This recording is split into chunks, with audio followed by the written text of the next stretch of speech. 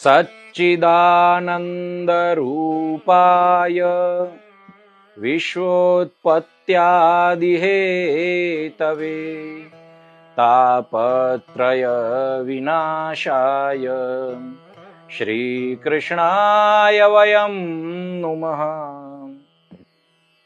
अज्ञानतिमिरान्धस्य ज्ञानाञ्जनशलाकया चक्षुरुन्मीलितं येन तस्मै श्रीगुरवे नमः। तस्मै श्रीगुरवे नमः। तस्मै श्रीगुरवे नमः। बोलो कृष्ण कन्हैया लाल की जय। आज श्रीमद् भागवत में निरूपित किया हुआ भक्त प्रहलाद जी वो जो असुर बालकों को जो उपदेश करते हैं, इनके विषय में हम सत्संग करेंगे।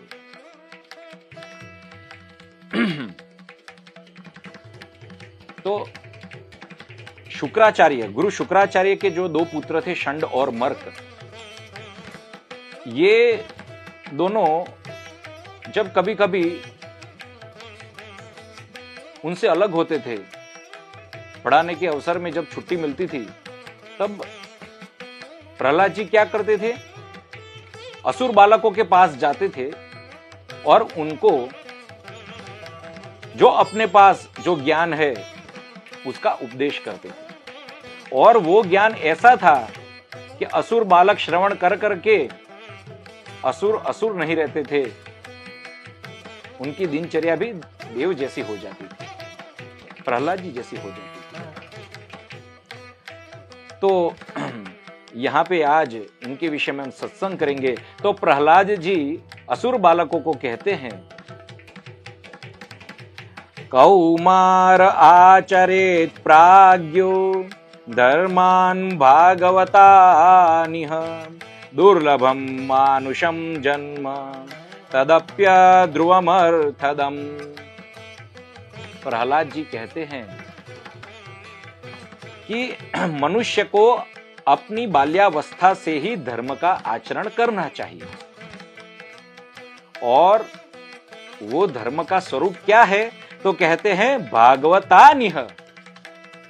अनिह यानी किसी भी कामना से मुक्त हो, कामना युक्त नहीं, कामना मुक्त भागवत धर्म का आचरण करना चाहिए। और किसको करना है? प्राज्ञो, बुद्धिमान लोग ये करते हैं। बुद्धिमान कौन है? प्राज्ञ कौन है? जिसको ज्ञात है क्या प्राप्त करना, क्या छोड़ देना, किसको ग्रहण करना और किसकी उपेक्षा करना, ये जिसको ज्ञात है। स्थित प्रज्ञ को नहीं बोलेंगे प्राज्ञ। यहां पे विवक्षावसात यहां पे प्राज्ञ किसको बोला गया है? बुद्धिमान पुरुष, जिसको ज्ञात है क्या करना चाहिए क्या नहीं करना चाहिए, ऐसी विवेक युक्त जिसकी बुद्धि है, उस प्राज्ञ पुरुष, उस बुद्धिमान पुरुष को क्या करना चाहिए? बाल्यावस्था से ही भागवत धर्म का आचरण करना चाहिए। और भागवत धर्म का निरूपण कहां कहां किया गया शास्त्रों में? विशेषतः भागवत में तो उद्धव जी के समय यानी एकादश स्कंद में भगवान श्री कृष्ण उद्धव जी को भागवत धर्म का निरूपण करते हैं। और राजा निमि के सत्र में वहां पर भी नव योगेश्वर भागवत धर्म का निरूपण करते हैं। वो भागवत धर्म क्या है वो भी समझाते हैं। यहां पे प्रहलाद जी विशेषतः भक्ति मार्ग के अनुरूप, क्योंकि असुर बालकों को, असुर कौन है? जिसके प्राण अपने देह में रमते हो, अथवा तो जिसकी आजीविका, जिसका अस्तित्व अन्याय के आश्रित होकर हो, अपने देह में रहे आत्मा को, परमात्मा को परम कष्ट जिसने दिया हो, परम कष्ट दे रहा हो, और वो अपना अस्तित्व दूसरों को पीड़ा देकर जो अपना अस्तित्व टिकाए रखता है, ऐसे लोग इसको असुर कहते हैं, जो पर पीड़ा देते हैं। ऐसे असुर बालकों को, वो असुरों के जो बालक है जिनके उनके साथ जो पढ़ते थे, इनको समझाया जा रहा है, इनको उपदेश करते हैं प्रहलाद जी। और वो भी क्या कहते हैं? कहते हैं दुर्लभम मानुषम जन्म, ये मनुष्य जो जन्म है वो दुर्लभ है, शास्त्रों में बारंबार आया है। बड़े भाग मानुष तनु पावा, सुर दुर्लभ सब ग्रंथ ही गावा। सभी धर्म ग्रंथ, संत महात्मा यही कहते हैं कि ये दुर्लभ है। देव भी कहते हैं, देवता लोग भी कहते हैं कि हमको ये मनुष्य देह चाहिए कि जिससे हम भारत में जन्म ले सके, लेकिन ये बहुत दुर्लभ है। तो यहां पे तुलसीदास जी भी यही कहते हैं, प्रहलाद जी भी यही कहते हैं। और फिर आगे क्या कहा कि तदप्य ध्रुवमर्थदम, ये मनुष्य जन्म मिला तो है, अति दुर्लभ है, क्योंकि अनेक प्रकार की योनियां भुगते भुगते भुगते हमको मनुष्य योनि जो प्राप्त हुई, श्रीमद् भगवत गीता में भी जो कहते हैं। लेकिन ये मनुष्य योनि जो है वो भी नाशवंत है।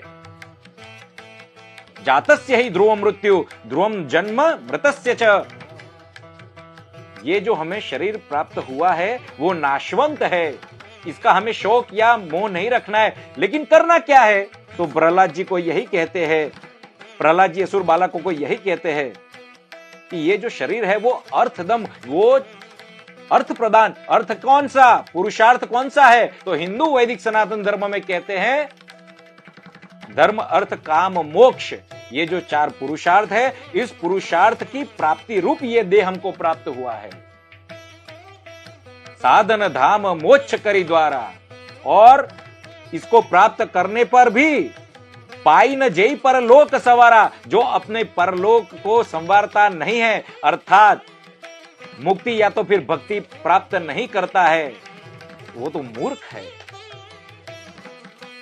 प्रहलाद जी भी यही कहते हैं इस चतुर्विध पुरुषार्थ को। तो ये पुरुषार्थ में भी इसकी दिशा कौन सी होनी चाहिए? तो भगवत प्रीत्यर्थ, भगवान को प्रसन्न करने वाली दिशा। ये जो चतुष्टय धर्म है, साधन चतुष्टय, धर्म अर्थ काम मोक्ष, ये जो है वो भगवान को प्रसन्न करने वाला हो।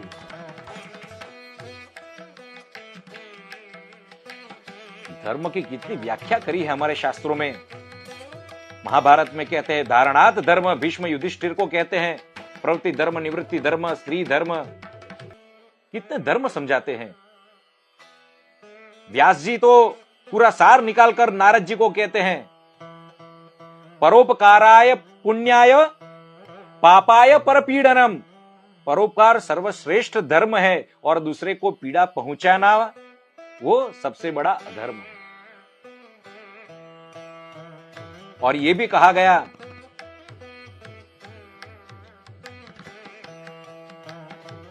कि ये जो सब धर्म है ये मनुष्य के लिए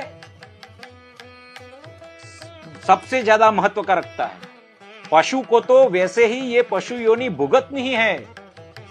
आहार, निंद्रा, भय और मैथुन, ये जो 4 है ना, ये तो सबको प्राप्त होते हैं। वो चाहे मनुष्य हो या तो फिर पशु हो या पक्षी हो, वो भी आहार करता है, वो भी सो जाता है, हम भी सो जाते हैं, हम भी आहार करते हैं। हम भी भय से, हमको भी भय रहता है ना, किसी न किसी प्रकार का भय हमको रहता है, बहुत सारे प्रकार का भय रहता है, उनको भी भय रहता है। और वो भी मैथुन से ही उत्पन्न हुए और उसी में वो रत रहते हैं। मनुष्य भी मैथुन से उत्पन्न हुआ है और वो भी उसमें रत रहता है। आहार, निद्रा, भय और मैथुन, ये 4 तो इस लोक में भी प्राप्त होते हैं, उधर भी प्राप्त होते हैं, परलोक में भी प्राप्त होते हैं, और बिना मांगे वैसे ही प्राप्त हो जाते हैं। इसमें कोई बड़ी बात नहीं है। शास्त्रों में भी कहा है कि आप जैसे शुभ कर्म करते हो और फिर वो शुभ कर्म से आप जो स्वर्ग प्राप्त करते हो, और जो स्वर्ग प्राप्त करते हो, जैसे पुण्य क्षय हुआ वापस नीचे आना पड़े, वैसे ही इस लोक में भी हम जो भी सत्कर्म करते हैं, वो भौतिक कर्म भी क्यों ना हो, उसका फल नाशवंत होता है। तो यहां पे यही समझाया कि हमको भागवत धर्म जो हमारे जीवन में प्रकाश फैलाए, हमको ज्ञान दे, हमको भक्ति की तरफ ले जाए। तो फिर कहते हैं जितना जो भी आयुष्य हमको प्राप्त हुआ है उसके लिए हमको अभ्युदय के लिए वो आयुष्य में रहकर हमको हमारा कल्याण करना है। ततो यतेतः क्षेमाय भयम आश्रितः, जिसको ये संसार से भय प्राप्त है, ऐसे लोगों को संसार से भय किसको प्राप्त है? भगवान के भक्तों को प्राप्त है, क्योंकि उनको पता है ये संसार भय उत्पन्न करने वाला है और भय जनक ही है। पुनरपि जन्मम पुनरपि मरणम, बार बार माता की कुख में जन्म देने वाला है ये। वो भक्त को प्राप्त पता है, ज्ञात है। तो कहते हैं भगवान की शरण में जाने, भगवान की शरण जाने का। भगवत प्रपन्ना, भगवान की शरण में कैसे जाएंगे और किनकी शरण हम करेंगे?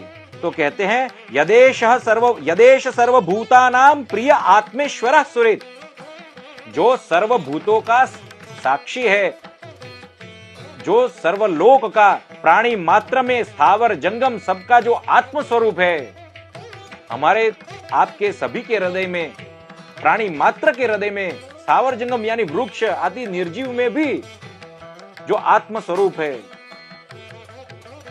जो प्रत्युपकार की अपेक्षा न रखकर उपकार ही करता रहता है। सुरित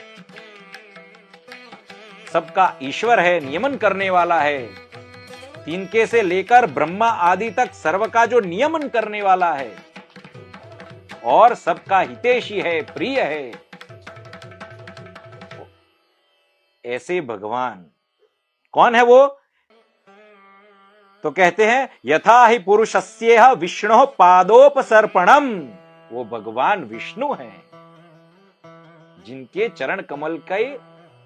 चरण कमल का शरण हमें लेना है।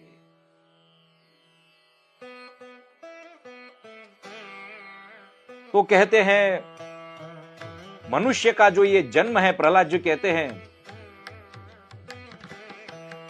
इसके जो जन्म होने के बाद उसको जो बाल्यावस्था प्राप्त होती है उसमें वो मुग्ध होता है, मूढ़ बुद्धि होती है, मंदमती होती है, उसको कुछ ज्ञात नहीं होता, विवेक दशा में नहीं होता। वो खेल कूद में ही पूरा समय नष्ट करने वाला, मनोरंजन में समय नष्ट करने वाला। किशोरावस्था भी वैसी, पूर्व संस्कार जब जागृत होते हैं, अगर पूर्व जन्म में अच्छे संस्कार रहे हैं तब जाकर थोड़ा बहुत ज्ञान होता है, अथवा तो वो ऐसे ही खेल कूद में चेष्टा करने वाला, मनोरंजन करने वाला प्रायः होता। तो ऐसे लोगों की फिर वृद्धावस्था, गृहस्थाश्रम बाद में समझाएंगे। वृद्धावस्था, तो वृद्धावस्था में क्या होता है? तो वृद्धावस्था में जो हमारी ये इंद्रियां होती है वो शिथिल हो जाती है, वो इतनी अच्छी अवस्था में नहीं रहती, इतनी कार्यक्षम नहीं रहती, अच्छी तरह से न तो मंत्र बोल पाते हैं, अच्छी तरह से न तो नामोच्चारण कर पाते हैं, न तो अच्छी तरह से देख सकते हैं, ये चक्षु अपना कार्य नहीं कर सकती, न तो अच्छी तरह से सुन सकते हैं। जब ये अपनी ज्ञानेंद्रिय कर्मेंद्रिय इतनी शिथिल हो जाती है, मंद हो जाती है, तो फिर ये मन का जो धर्म है स्मरण करना, वो भी हम अपने चित्त बुद्धि से कैसे स्मरण कर सकते हैं? अनेक प्रकार के रोग होते हैं। मनुष्य उस रोग में भी, उस रोगावस्था में भी भगवान नाम न लेकर उस रोगावस्था से मुक्त होने का यत्न करता है, उतने में ही आयु समाप्त हो जाती है और फिर वापस पुनरपि जन्मम पुनरपि मरणम। और रही बात गृहस्थाश्रम की, तो गृहस्थाश्रम भी कैसा है? आजकल का गृहस्थाश्रम कलिकाल में तो और फंसाने वाला है। कैसा है गृहस्थाश्रम? तो कहते हैं वो जीव स्तुति में आता है कि जीव जो है वो भगवान को प्रार्थना करता है कि मैं अभी गर्भ में फंसा हूं, मुझे बाहर निकलना है, बाहर निकलूंगा तो वापस मुझे वो शरीर प्राप्त होगा जिसमें मेरी अहम बुद्धि होगी, ममता होगी, मैं और मेरा यही बुद्धि मुझे प्राप्त होगी, अविद्या, और इससे फिर मुझे काम उत्पन्न होगा, उस काम को पूर्ण करने के लिए मुझे कर्म करना पड़ेगा। ये शरीर से मेरे अनेक स्नेहीजन सगे संबंधी बनेंगे, उसमें मैं फंसूंगा,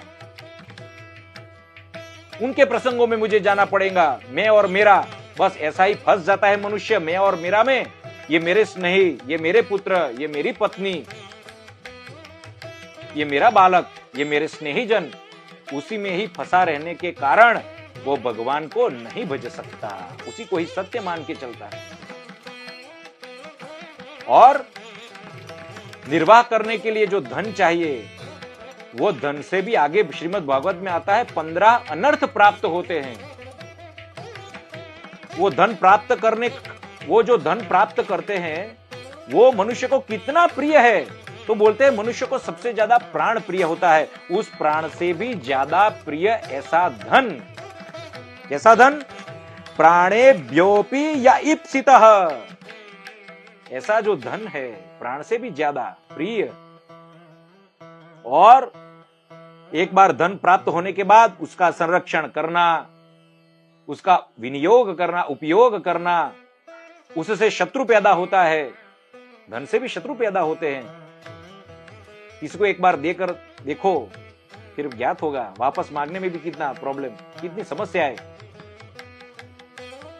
इस धन से 15 प्रकार के अनर्थ कहे गए हैं शास्त्रों में। इसकी चर्चा हम अभी नहीं करेंगे, अपने मूल विषय में आते हैं। तो कहने का अर्थ, जब ये धन भी इतना कष्टदायक हो जाता है, इसका अर्थ ये नहीं हमें धन को अर्जित नहीं करने का, लेकिन हमारी चित्त वृत्ति कहां पे रहे, वो प्रहलाद जी कहते हैं। तो ये जो धर्म है, ये जो धन है, गृहस्थाश्रम है, उसमें और भी एक बाधा आती है। तो वो क्या है? तो वो है काम। काम क्या है? तो कहते हैं यतो न कश्चित क्वच कुत्रचित् वादीनः स्वमात्मा नमलम समर्थः। मनुष्य काम में इतना फंसा रहता है। विशेषतः यहां पे मैथुन विषयक काम को कहा गया कि वो स्त्री का एक प्यादा, स्त्री के लिए केवल एक मनोरंजन करने वाला। अपनी कामेच्छा तृप्त हुई, बात गई। तत्व ज्ञान में भी यही आता है कि इंद्रिया जैसे अपने भोग लिया, वो हाथ खड़े कर देती है। भाई मन जहां मुझे ले गया वहां मैं गई, अब आप जानो। जीवात्मा बेचारा रोता है फिर, क्योंकि भोग करने के बाद क्लेश प्राप्त होता है। इसमें ना तो मैं और आप कोई खंडन नहीं कर सकता। श्रीमद् भागवत में आता है ये, तो श्रीमद् भगवत गीता में भी कहते हैं। तो यहां पे यही समझाया कि भोगों के कारण भी मनुष्य यहां पे फंसा रहता है। और फिर वापस कहते हैं कुटुंब पोषाय वियन निजार्यु, कुटुंब पोषाय वियन निजार्यु न बुध्यतेर्थम विहतम प्रमत्तः सर्वत्र तापत्रय दुखितात्मा निर्वद्यते न स्वकुटुंब रामः। मनुष्य की स्थिति क्या है? तो कहते हैं कि कुटुंब का पालन पोषण करने के कारण ही, कुटुंब का पालन पोषण करते करते करते इनकी जो आयु नष्ट हो गई, जो सांस चली गई, उसका भी ध्यान नहीं रहता। और आगे न बुध्यतेर्थम विहतम प्रमत्तः, जो हमने उनका पालन पोषण करने के लिए जो साधन किए, इतने कष्ट पूर्वक, इतने कष्ट जो सहन किया, और वो साधन किए और जो फल प्राप्त हुआ, वो फल भी नाश हो गया, हमें ज्ञात नहीं हुआ। हमने कितनी कोशिश करी, कितने यत्न किए, तब जाकर हमको मनोवांछित फल प्राप्त हुआ। और वो भी मनोवांछित फल कभी भी नाशवंत है। आपके साथ तो आने वाला नहीं है, ना तो मेरे साथ आने वाला है, नाशवंत है वो। इसको भी हम देख नहीं सकते, हमें उसका ज्ञान नहीं रहता, क्योंकि हम मोहित हो गए हैं इसके कारण। तब जब हमारी ऐसी स्थिति है, तो कहते हैं हमें जो दैहिक दैविक भौतिक तापा, हमें जो ये त्रिताप होता है, 3 ताप से हम जो परितप्त होते हैं, और हम ये जीवात्मा को इतना जो कष्ट उत्पन्न होता है, उसके कारण इसमें ही व्यस्त रहने के कारण क्या होता है? तो कहते हैं निर्विद्यते, न निर्विद्यते, हमको वैराग्य नहीं उत्पन्न होता। क्यों नहीं उत्पन्न होता? स्वकुटुंब राम, क्योंकि हमें अपने कुटुंब में इतना ज्यादा प्रेम हो जाता है। इसको हम सच मान लेते हैं, कुटुंब में ही रमण करते, ये मेरा सगा, ये मेरा सगा, मुझे इस फंक्शन में जाने का है, वहां पे जाना है, वो कार्यक्रम में जाना है, उनकी आवश्यकताएं हमें पूरी करने में पूरा दिन रात उसी के ही बारे में हम चिंतन करते रहते हैं। स्थिति ये होती है, जो मूल चिंतन जिसका करना है वो हम भूल जाते हैं। भगवत तत्व, आत्म तत्व, परमात्मा, भगवान, इनको हम भूले हुए हैं, जिनके लिए हमें जन्म मिला है। क्योंकि ये सब तो पहले जैसे बताया पशु पक्षियों को भी मिल जाता है, तो मनुष्य योनि का फिर परम फल क्या? तो यही समझाया। तो फिर वापस कहते हैं तो उसके लिए अभी करना क्या है? तो कहते हैं, असुर बालकों कहते हैं, नारायण की शरण में जाओ।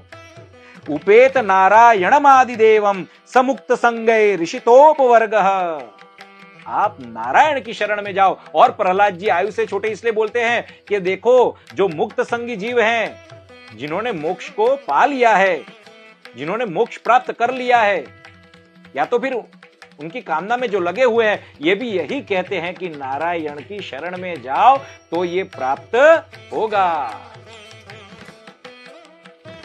और ये जब कहते कहते जब प्रहलाद जी जब समझाते हैं भगवान नारायण के विषय में, तब असुर बालक बीच में जैसे प्रश्न करते हुए ऐसे पूछते, हम तो असुर के बालक ठहरे, हमारे में इतनी बुद्धि कहां कि हम नारायण को ज्ञात करें, हम नारायण को प्राप्त करें? हमें कैसे प्राप्त होगा? वो भगवान कैसे प्रसन्न होंगे? तब जाकर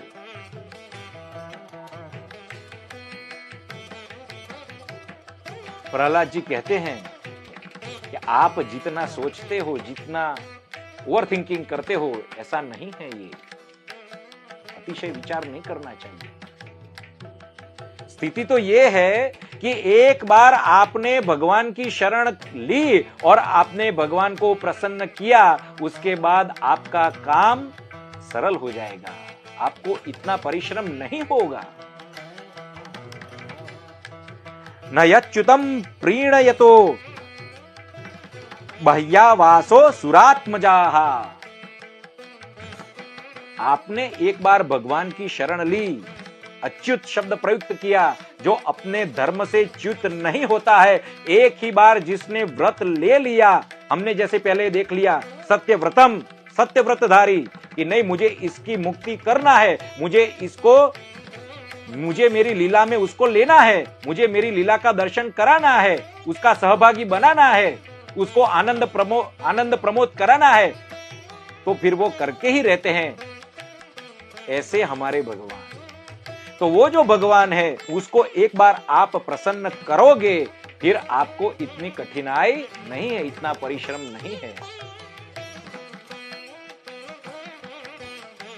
तो कहते हैं इसका कारण भी है।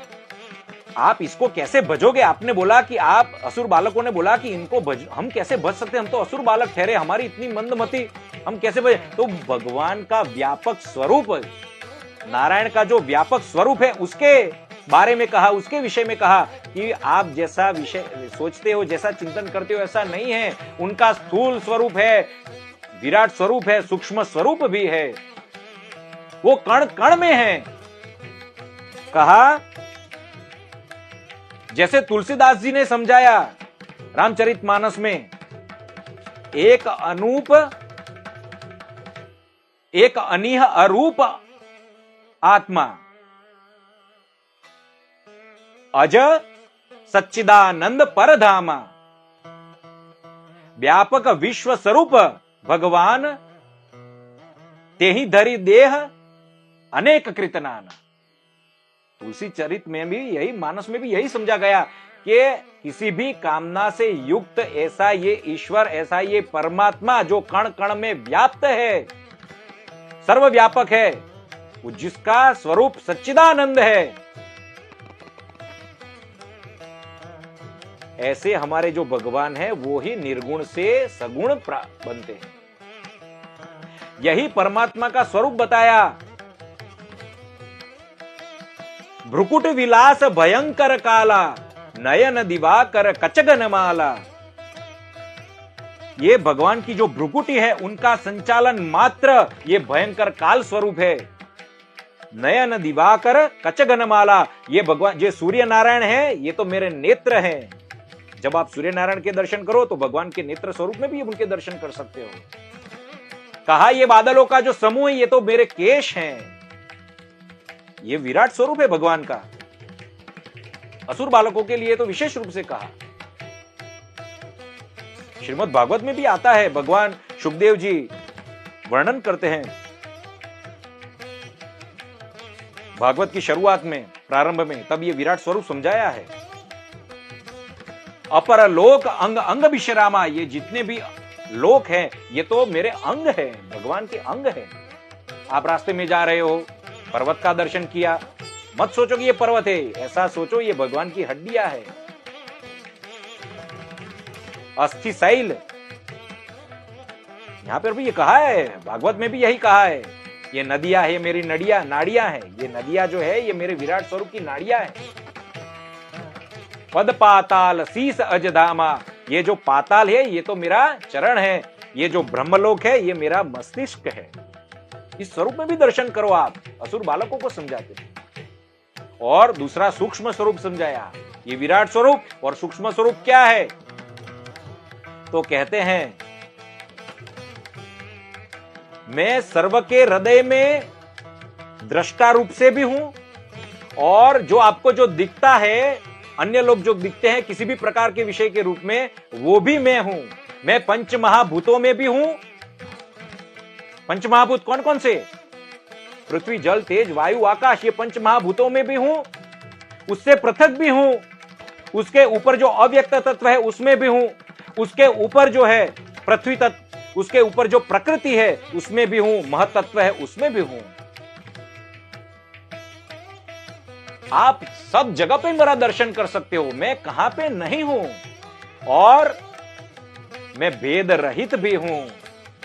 भगवान कृष्ण के रूप में भी मैं जब सगुण साकार रूप में जब अवतार लेता हूं, तब यशोदा जी को मेरा जो स्वरूप मैंने जो दिखाया, मृतिका भक्षण लीला, मिट्टी खाई, मां ने मुंह खोलने को कहा, पूरे मुंह में क्या दिखाया, मुखमंडल में क्या दिखाया, मुख में क्या दिखाया, सर्वत्र ब्रह्मांड का दर्शन कराया। यशोदा सहित, व्रज सहित, कृष्ण सहित, पूरे कृष्ण के ही मुख में, और कृष्ण बाहर भी है, वो कृष्ण बाहर भी है और उसके मुख में भी कृष्ण है, और वो यशोदा भी है। यशोदा अवाक रह गई, दंग रह गई, आश्चर्य रह गई। और फिर कहा मेरा जो ऐश्वर्य है, ये जो मेरा ऐश्वर्य है, मेरी योग माया का आश्रय लेकर मैंने जो तुम्हारा ऐश्वर्य, मेरा जो ऐश्वर्य दिखाया, उस ऐश्वर्य को वो भगवान छुपा भी देते हैं। अपना सत्य स्वरूप हमेशा प्रकट नहीं करते। भक्तों के स्वरूप उनकी कृपा से होता है, भगवान की कृपा से भगवान के भक्तों के समक्ष प्रकट होते हैं। तो ऐसे स्वरूप में भी भगवान प्रकट होते हैं और अपनी माया से अपने ऐश्वर्य को छुपा भी देते हैं, आवृत्त कर लेते हैं। और वो स्वरूप कैसा है? आनंद प्रदायक। वेदों में जो कहा सत्यम ज्ञानम अनंतम ब्रह्म, वो जो आनंददायक है, रसो वही सह, वो रस स्वरूप है। और वो आनंद कौन जानता है? मम गुण ग्राम नाम रत गत ममता मद मोह, तापर सुख सोई जान ही परानंद संदोह। ममता मद मोह जो ये प्रभु का जो नाम लेता है और उसको जो ये परमानंद की प्राप्ति होती है ना, उसको ही ज्ञात होता है कि परमानंद क्या है। सबको ज्ञात नहीं होता है। तुलसीदास जी इस तरह से वर्णन करते हैं, एक बार भगवान की शरण ली और फिर जो आनंद प्राप्त होता है भगवान नाम का, उसकी तुलना आप किसी से भी नहीं कर सकते। इतनी महिमा है भगवान नाम की। प्रश्न आता है रामायण में, जो पत्थर है राम सेतु बनाने के लिए, उसको रखा अंगद, नील सभी लोगों ने लाके, तो डूबने लगे। इनमें से किसी एक ने कहा आप ऊपर नाम लिखो। राम राम जब लिखा तो राम सेतु बन गया, तो डूबा नहीं पत्थर। उस पर हनुमान जी ने प्रश्न किया ऐसा कैसे हुआ? ये पत्थर बिना नाम वाला डूब गया, नाम वाला तैर गया। तब वहां पे उत्तर आता है कि जिसने भगवान नाम का आश्रय लिया वो ये भव सागर से तैर गया, और जिसने भगवान नाम छोड़ दिया वो ये भव सागर यानी ये संसार समुद्र में डूब गया, और फिर उसकी जो गति होती है वो अधोगति होती है। संसार क्या है? मैं और मेरा, सब कुछ मेरा है। जैसे अपने छाती पे अपने ये वक्षस्थल से बांध के ले जाओगे आप, हम कुछ नहीं ले जाएंगे, सब यहां पे रहने वाला है। ये तो सब जानते हैं ये यहां पे रहने वाला है, फिर भी छूटता नहीं है। इसी का नाम तो मोह है। इसलिए बोला गत ममता मद मोह। यहां पर भी प्रहलाद जी यही असुर बालकों को कहते हैं कि आपको क्या करना है? भगवान की शरण लेना है। तो फिर कहते हैं फिर आपको पीड़ा नहीं होगी और फिर आप तैर जाओगे।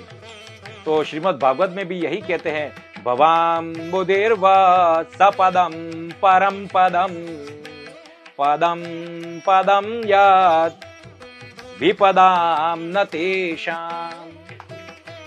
वो संसार समुद्र कैसा हो जाता है शरण लेने के बाद? तो गाय का जो बछड़ा होता है जब वो पैर रखता है और जो उसके पैर के जो निशान होते हैं ना, वो पैर के जो निशान होते हैं उतने ही उसका माप रहता है, और उतना ही माप का ये संसार समुद्र रह जाता है और उसे पार कर लेता है। मनुष्य उसको पार हो जाता है। इतना बड़ा संसार समुद्र, अनेक जन्मों से हम जन्म लेते ही आए हैं। केवल भगवान की शरण में, भगवान के चरण कमल के आश्रित होने पर, उनके शरण लेने पर वो हम सहजता से पार कर लेते हैं। वही तुलसी जी ने समझाया, सादर सुमिरन जो नर करही भव बारिधि गोपद इव तरही। जो सादर आदर पूर्वक जो नाम लेता है भगवान का, और ऐसे ही नाम लिया तो कैसे कहते हैं ना, विबसहि जासु नाम नर करहि जन्म अनेक रचित अगतरहि। जन्म अनेक रचित अगदहि। अगर विवशता से भी जिसका नाम लिया गया, लाचार पूर्वक विवश होकर, ऐसे ही तो भी उसके अनेक जन्मों के जो पाप है वो नष्ट हो जाते हैं। तो जब सादर पूर्वक आदर पूर्वक उसका जब नाम लिया गया भक्त होकर, तब तो फिर क्या पूछने का, तब तो फिर ये विपत्ति हमारे लिए कुछ भी नहीं है। कुंती ने इसलिए तो मांगा विपत्ति दे हमको। क्यों? वो पागल है क्या? कोई विपत्ति मांगता है क्या? विपत्ति आएगी तो तेरी स्मरण होगा, तेरा स्मरण होगा तो तू प्रकट होगा, तेरा स्वरूप प्रकट होगा, हृदय में प्रकट होगा, मन मस्तिष्क में तेरा स्वरूप प्रकट होगा। जैसे ही तू प्रकट होगा वैसे ही संसार नाश, संसार का भय नाश, ये पीड़ा नाश। बहुत चालाक है कुंती, चतुर है, भगवान की बुआ है। तो कहने का तात्पर्य, प्रहलाद जी असुर बालकों को यही कहते हैं, नारायण की शरण में जाओ। तो भगवान का ये जो स्वरूप है वो अविकल्पित भी है, भेद रहित भी है, तीन गुणों से परे अकर्ता स्वरूप, निर्गुण ब्रह्म स्वरूप भी है, निर्गुण निराकार स्वरूप में भी है, अंदर है, बाहर है, सर्वत्र है। और कैसा है? अनिर्देश्य। जैसे जिस तरह से दर्शा भी सकते हैं भगवान के स्वरूप को, उसी तरह से अनिर्देश्य, उसको आप दिखा नहीं सकते, अनिर्देश्य भी है। विष्णु शास्त्र में नाम आता है ना, अनिर्देश्य वपु श्रीमान।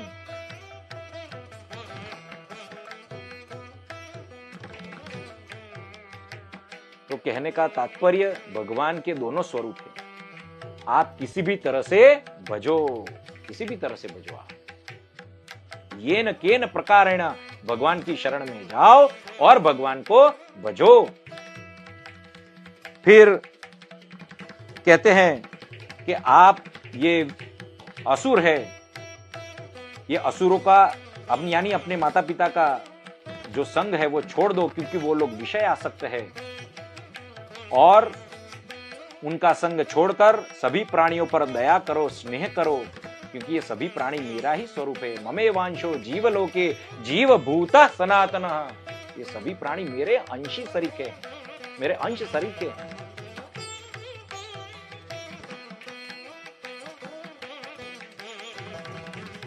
ये मेरा ही स्वरूप है, ये आत्मा मेरा ही स्वरूप है। तो कहने का तात्पर्य फिर यहां पे कहते हैं कि एक बार वो प्रसन्न हो गए तो फिर मेरे लिए और आपके लिए, यानी भगवान के भक्त के लिए, फिर उनको कैवल्य मोक्ष भी नहीं चाहिए। कैवल्य मोक्ष क्या है? मुक्ति, जो सूर्य मंडल भेद कर जिनको मुक्ति प्राप्त होती है हमेशा हमेशा के लिए, जिनकी प्रलय होने के बाद भी उनको वापस जन्म नहीं लेना पड़ता, मुक्तावस्था, केवल भगवान चाहे तब ही जिनका जन्म हो, ऐसे मुक्त जीव,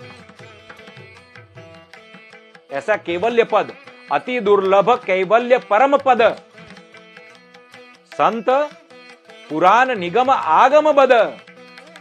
तुलसीदास जी जिस तरह से कहते हैं, ये जो कैवल्य पद है वो अति दुर्लभ है, क्योंकि ज्ञान प्राप्ति दुर्लभ है, उस ज्ञान में स्थिर होना अति दुर्लभ है, और उसके बाद अभिमान न आना वो तो और दुर्लभ है, अति कष्ट है। भगवान रक्षा करते हैं, लेकिन वो सहस्त्रों में से एक होता है। शंकराचार्य जी जैसे हिंदू वैदिक सनातन धर्म के जो सार्वभौम जगत गुरु कहलाते हैं, इनमें से एक होता है। तो ये ज्ञान मार्ग दुर्लभ है। अष्टांग योग, योगी लोगों के ये जो अष्टांग योग है, ज्ञान मार्ग का एक साधन, ये भी दुर्लभ है। आजकल कलयुग में क्या शुद्ध मिलेगा आपको? जेनेटिक्स, जनिन जब बदल गया, शुद्ध पुष्प नहीं मिलते हम भगवान को चढ़ाने के लिए। पहले पुष्प कैसे आते थे और अभी कैसे आते हैं, कुछ भी शुद्ध नहीं रहा। तब ऐसी अवस्था में हे भगवान, ये असुर बालकों की क्या दशा हो? तो असुर बालकों को प्रहलाद जी कृपा करके बताते हैं कि ऐसा करो, भगवान की शरण में जाओ। तो कहते हैं केवल्य मोक्ष भी नहीं चाहिए, क्योंकि भगवान के चरण कमल कैसे हैं? तो कहते हैं सारम जुषाम चरणयो रूप गायताम नः। हमको आपके चरण कमल से इतना जो अमृत प्राप्त होता है ना, वो ही पर्याप्त है, वो ही मोक्ष स्वरूप है, वही मुक्ति स्वरूप है। उसी का ही हम भजन करना चाहते हैं, उसी का ही हम कीर्तन करते हैं, उसी के ही गुणों का हम गान करते हैं। और फिर ये धर्म अर्थ काम मोक्ष के बारे में, धर्म अर्थ काम के बारे में बता रहे हैं। मोक्ष के बारे में बता दिया कि भाई यही हमारे लिए मोक्ष है, ये शरणागति और इसका जो भजन है वही। लेकिन ये जो धर्म अर्थ काम है उसके बारे में, क्योंकि वो तो वेदोक्त है, षंड और मर्क जो पढ़ाते हैं हिरण्यकश्यप की आज्ञा के अनुसार, तो वो भी वेद किया, वेद में जो बताए उस तरह से धर्म अर्थ काम बता रहे हैं। लेकिन ये वेद जो है उसमें जो ये बताए गए ये जो धर्म अर्थ काम विशेषतः जो इससे जो उत्पन्न जो आजीविका आदि है, तर्कशास्त्र, न्याय शास्त्र इत्यादि, ये भी क्या है? तो कहते हैं वो त्रिगुण से आवृत है। ये तीन गण सत्व रजस तमस से जो इससे आवृत है, यानी वापस पुनरपि जन्मम पुनरपि मरणम, वापस माता की गर्भ में फंसाने वाला है, फल देने वाला है, इसमें भौतिक फल देने वाला है, आकांक्षा जन्माने वाला है। वो मुक्ति नहीं देता, वो तो आपको आजीविका देता है।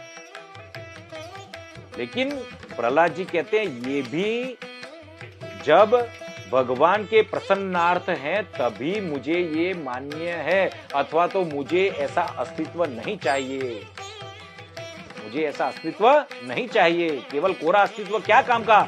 ये जो भी विषय समूह है आजीविका आदि, ये भी भगवान को प्रसन्न करने वाले चाहिए। जितने भी शास्त्र है सभी भगवान को प्रसन्न करने वाले हो तभी मुझे मान्य है। मन्ये तदेतदखिलं निगमस्य सत्यम स्वात्मार्पणं स्वसौहृदा परमस्य पुंसः। मेरे हृदय में बसे ये परमात्मा को अर्पण करने वाले ऐसे ये जो है, और अर्पण करते ही वो प्रसन्न हो जाए। फिर कहते हैं ये ज्ञान कौन दे रहा है? ये जो ज्ञान की मैं आपको जो चर्चा कर रहा हूं ना, आपको उपदेश कर रहा हूं, ये कौन किसको दे रहा है? तो कहते हैं बद्रिक आश्रम में नर के जो सखा है, ऐसे जो नारायण है, भगवान नारायण साक्षात मेरा नारायण, ये आत्मा नारायण का स्वरूप है। वो नारायण चतुर्भुज स्वरूप नारायण, द्विभुज स्वरूप नारायण, ये जो नारायण है वो नारद जी पर कृपा करके ये ज्ञान देते हैं। नारद जी कौन है? नारद जी कौन है? क्लेश प्रिय नारद जी है? नहीं। झगड़ा कराने वाले? नहीं। नारद जी कौन है? सदा श्री कृष्ण दासा नाम अग्रणीर योग भास्कर।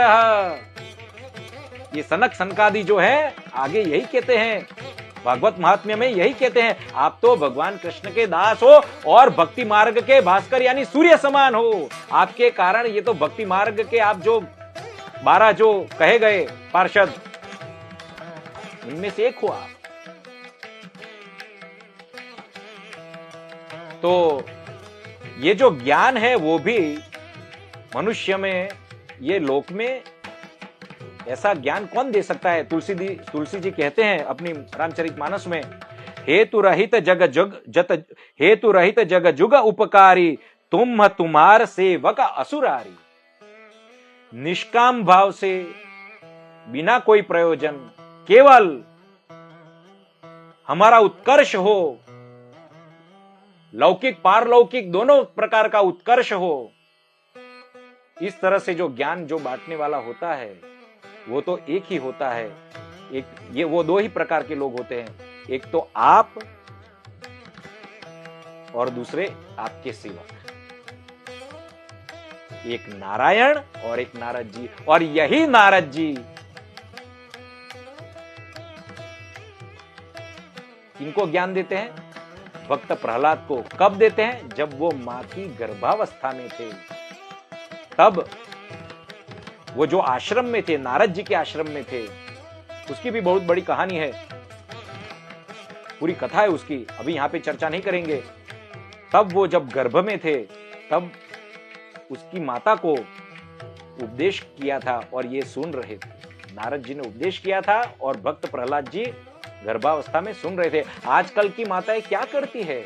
पिज्जा खाती है, बाहर का भोजन करती है, ना तो कोई आचार विचार। कैसे भक्त प्रहलाद जैसे बालक थोड़े जन्म लेंगे? कैसे केवल मात्र संभोग मात्र से पशु तरह के मैथुन जो करते हैं, पशु वृत्ति, मरकट जैसे।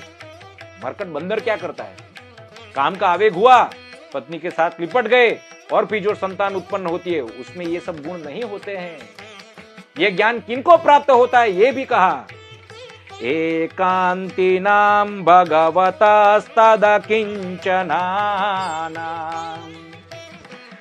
पादारविंद रजसा प्लुत देहिनां स्यात्।